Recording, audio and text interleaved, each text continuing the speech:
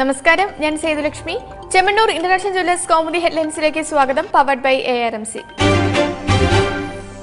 IT ചിറകിൽ Kochi. IT മേഖലയിൽ കേരളത്തിന്റെ പ്രതീക്ഷകൾക്ക് ചിറക് നൽകി കൊച്ചി സ്മാർട്ട് സിറ്റിയുടെ ആദ്യഘട്ട ഉദ്ഘാടനത്തിന് തുടക്കം. മുഖ്യമന്ത്രി ഉമ്മൻചാണ്ടി തിരിതെളിയിക്കുന്ന ചടങ്ങിൽ UAE മന്ത്രിയും ദുബായ് ഹോൾഡിംഗ്സ് ചെയർമാനുമായ മുഹമ്മദ് അൽ ഗർഗാവി മുഖ്യാതിഥി. ആദ്യഘട്ടം രാജ്യത്തിന് സമർപ്പിക്കുന്നതിനൊപ്പം ഇന്ന് രണ്ടാം ഘട്ടത്തിന്റെ നിർമ്മാണോദ്ഘാടനവും.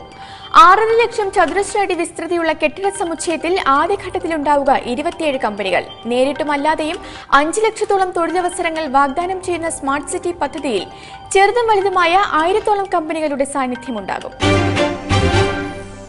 തിളച്ചുമറിയുന്ന തലസ്ഥാനം. JNU വിവാദം നീറിപ്പുകയുന്ന രാജ്യതലസ്ഥാനത്തെ കൂടുതൽ പ്രക്ഷുബ്ധമാക്കി അയൽപക്കത്തെ ഹരിയാനയിൽ ജാട്ട് കലാപം കൂടുതൽ ജില്ലകളിലേക്ക്.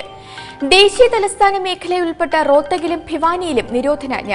കലാപ മേഖലകളിലേക്ക് കൂടുതൽ സൈനികരെ നിയോഗിച്ച് കേന്ദ്ര ജാഗ്രത. OBC സംവരണം ആവശ്യപ്പെട്ട് ഹരിയാനയിലെ ജാട്ട് സമുദായം നടത്തുന്ന സമരത്തിൽ അക്രമ സംഭവങ്ങൾ തുടരുന്നു. പ്രക്ഷോഭകർക്കു നേരെ ഇന്നലെയുണ്ടായ പോലീസ് വെടിവയ്പിൽ കൊല്ലപ്പെട്ടത് 3 പേർ. സംസ്ഥാന ധനമന്ത്രിയുടെ കാർ കത്തിച്ച സമരക്കാർ ആയുധശാല കൊള്ളയടിച്ചു. ഡൽഹിയുടെ അയൽനഗരമായ ഫരീദാബാദിലേക്കും അക്രമം പടരുന്നതായി റിപ്പോർട്ട്. പ്രക്ഷോഭ മേഖലകളിൽ മൊബൈൽ ഇന്റർനെറ്റ് സേവനങ്ങൾക്ക് നിരോധനം. ഹരിയാന വഴിയുള്ള ട്രെയിൻ സർവീസുകൾ റദ്ദാക്കി. ദേശീയപാതയിൽ വാഹനങ്ങൾക്കു നേരെയും അക്രമം. ധനമന്ത്രിയും ജാട്ട് നേതാവുമായ അഭിമന്യുവിന്റെ വീടിന് തീവയ്ക്കാൻ സമരക്കാർ ശ്രമിച്ചതാണ് ഇന്നലത്തെ വെടിവയ്പിൽ കലാശിച്ചതെന്ന് പോലീസ് വിശദീകരണം. ഹരിയാനയിലെ ജനങ്ങളെ ജാതീയമായി വേർതിരിച്ച് BJP രാഷ്ട്രീയ ലാഭത്തിനു ശ്രമിക്കുന്നതായി ഡൽഹി മുഖ്യമന്ത്രി അരവിന്ദ് കെജ്രിവാൾ. പറന്നു ചെന്ന് പടയൊരുക്കം. തിരഞ്ഞെടുപ്പ് ഒരുക്കത്തിനു മുമ്പേ ഹൈക്കമാൻഡുമായുള്ള ചർച്ചകൾക്കായി സംസ്ഥാന കോൺഗ്രസ് നേതൃത്വം ഡൽഹിക്ക്.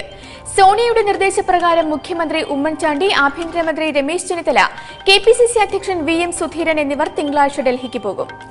സ്ഥാനാർത്ഥി നിർണയ ചർച്ചകൾക്ക് തുടക്കമിടും മുമ്പേ ഗ്രൂപ്പുകളിലേക്ക് കടിഞ്ഞാണിട്ട് പാർട്ടി കേന്ദ്ര നേതൃത്വം. നിയമസഭാ തിരഞ്ഞെടുപ്പിൽ മുഖ്യനും രമേശും സുധീരനും മത്സരിക്കട്ടെ എന്ന നിലപാടിൽ ഹൈക്കമാൻഡ്. നേതാവ് ആരെന്ന കാര്യം ജയത്തിനുശേഷം തീരുമാനിക്കാമെന്ന് സോണിയ. സ്ഥാനാർത്ഥി നിർണയത്തിന് കർശനമായ മാനദണ്ഡങ്ങൾ പാലിക്കണമെന്ന കടുത്ത ശാസനയ്ക്ക് കീഴിൽ ഇക്കുറിയും ഗ്രൂപ്പ് അടിസ്ഥാനത്തിലുള്ള സീറ്റ് വിഭജനം കീറാമുട്ടിയാകും. ജയസാധ്യത ഉറപ്പുള്ള നേതാക്കളെ സ്ഥാനാർത്ഥിയാക്കുന്നത് AK ആന്റണിയുടെ നേരിട്ടുള്ള നിയന്ത്രണത്തിൽ. അതേസമയം ഗ്രൂപ്പ് സമവാക്യം പാടെ ഉപേക്ഷിക്കാനാവാത്ത കോൺഗ്രസിൽ അതൊരു അയോഗ്യതയാക്കരുതെന്ന പൊതുവികാരം നേതാക്കൾ ഹൈക്കമാൻഡിനെ അറിയിക്കും. സീറ്റുകൾ പകുതി വീതം വിഭജിക്കണമെന്ന നിലപാടിൽ I ഗ്രൂപ്പും കഴിഞ്ഞ തവണത്തെ മേൽക്കൈ ഇക്കുറിയും വേണമെന്ന വാശിയിൽ A ഗ്രൂപ്പും. ബലം വയ്ക്കുന്ന ബാന്ധവം.